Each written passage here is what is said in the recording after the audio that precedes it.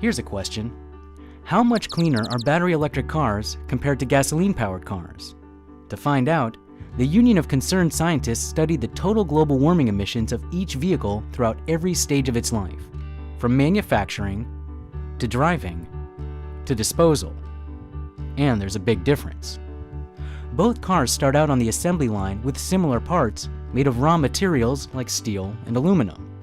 For a gasoline car, this manufacturing and assembling stage generates about 7 tons of emissions.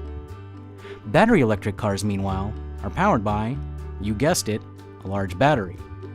This requires more energy and materials to produce for an 84-mile range battery electric car, bringing its emissions tally up to roughly 8 tons. But what happens when they hit the road?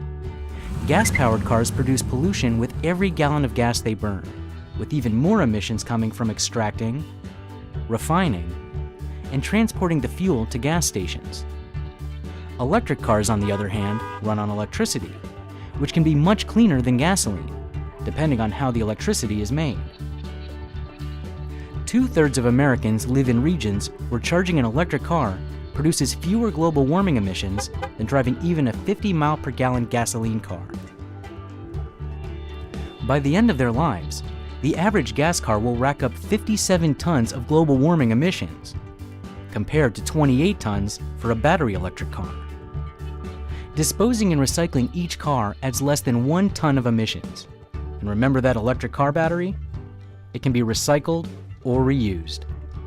In the final tally, an 84-mile range battery electric car cuts global warming emissions by more than 50% compared with a similar-sized gas-powered car, making up for the battery's manufacturing emissions within 1 year of driving.